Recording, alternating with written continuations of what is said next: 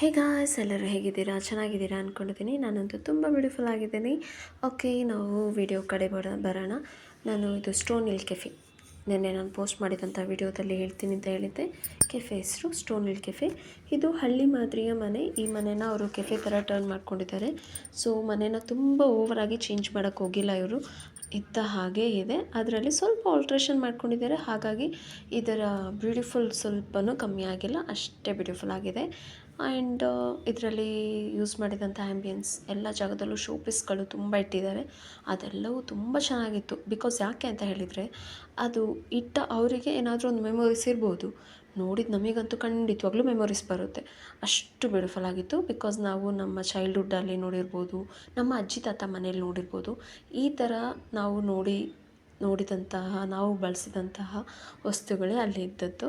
So ಬಹಳ ಸುಂದರವಾಗಿತ್ತು. ತುಂಬ ಸುಂದರವಾಗಿ ಅಲಂಕಾರ ಮಾಡಿಟ್ಟಿದ್ರು.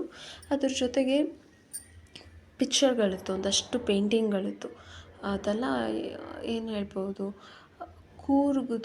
ಕೂರ್ಗದು ಕಲ್ಚರ್ ಬಗ್ಗೆ ಇದ್ದಂತಹ ಪೇಂಟಿಂಗು.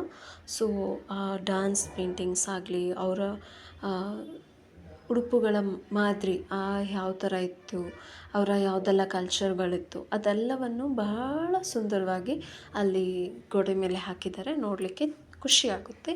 ನಂತರ ಅಟ್ಟ ಇತ್ತು. ನಾವು ಅಟ್ಟ ಹತ್ತಿದ್ವಿ. ಅಟ್ಟದ ಮೇಲೆ ಏನೂ ಇರಲಿಲ್ಲ, ಖಾಲಿ. ಮತ್ತು ಇಲ್ಲಿ ಸಣ್ಣ ಸಣ್ಣ ವಿಷಯಗಳನ್ನ ನಾನು ನೋಟ್ ಮಾಡಿದ್ದೀನಿ. ಆ ಸ್ವಿಚ್ ಬೋರ್ಡ್ಗಳಾಗಿರ್ಬೋದು, ಫ್ಯಾನ್ ಆಗಿರ್ಬೋದು, ಮತ್ತು ಏನಿದು ಬಾಟ್ಲಿಗಳು, ಉಪ್ಪಿನಕಾಯಿ ಹಾಕಿ ಇಡ್ತಿದ್ದಂಥ ಬಾಟ್ಲಿಗಳು, ಅದನ್ನೆಲ್ಲ ತುಂಬ ಚೆನ್ನಾಗಿತ್ತು. ಸೊ ಮತ್ತು ರೇಡಿಯೋ ನೋಡಿದಾಗ ಇನ್ನೂ ಖುಷಿ ಆಯಿತು. ನಾವು ಸಣ್ಣದರಲ್ಲಿದ್ದಾಗ ರೇಡಿಯೋ ಕೇಳ್ತಾಯಿದ್ವಿ. ಈಗ ತುಂಬ ಕಡಿಮೆ ಆಗೋಗಿದೆ ರೇಡಿಯೋ ಕೇಳೋದೆಲ್ಲ. ನಾವಂತೂ ಮೂವೀಸ್ ಎಲ್ಲ ಕೇಳ್ತಾಯಿದ್ವಿ. ಭಾವಗೀತೆ, ಭಕ್ತಿಗೀತೆ, ಆಮೇಲೆ ಸಂಸ್ಕೃತದಲ್ಲಿ ವಾರ್ತೆ ಅರ್ಥನೇ ಆಗ್ತಾ ಇರಲಿಲ್ಲ ಅಂದ್ರೂ ಕೂತ್ಕೊಂಡು ಕೇಳ್ತಾಯಿದ್ವಿ. ಹಾಗೆ ಒಂದು ಕಾಲ. ಈಗಂತೂ ಎಲ್ಲ ಇನ್ಸ್ಟಾಗ್ರಾಮಲ್ಲಿ ಬಿದ್ದು ಓದಾಡ್ತಾ ಇದ್ದೀವಿ, ಈವನ್ ನಾನು ಸಹ. ಆ್ಯಂಡ್ ನಾವು ಮೆನು ಕಡೆ ಹೋದ್ವಿ. ಸ್ವಲ್ಪ ಮೆನು ನೋಡಿದ್ವಿ, ಊಟಕ್ಕೇನು ಅಂತ. ಅದ್ರ ಜೊತೆಗೆ ನಾವು ಮೊದಲು ಏನು ಆರ್ಡ್ರ್ ಮಾಡಿದ್ದು ಅನ್ನೋದನ್ನ ನಾನು ಮುಂದೆ ಬರುವಂಥ ವಿಡಿಯೋದಲ್ಲಿ ಖಂಡಿತವಾಗ್ಲೂ ಪೋಸ್ಟ್ ಮಾಡ್ತೀನಿ. ಆ್ಯಂಡ್ ಆಲ್ ಓವರ್ ಕೆಫೆ ಮಾತ್ರ ತುಂಬ ಬ್ಯೂಟಿಫುಲ್ ಆಗಿತ್ತು, ಪ್ಲೆಸೆಂಟ್ ಆಗಿತ್ತು. ಖಂಡಿತವಾಗ್ಲೂ ಫ್ಯಾಮ್ಲಿ ಜೊತೆ ಬಂದು ನಾವು ಟ್ರೈ ಮಾಡ್ಬೋದು. ಈ ವಿಡಿಯೋನ ಯಾವುದೇ ಪ್ರಮೋಷನಿಗೋಸ್ಕರ ಮಾಡ್ತಿಲ್ಲ.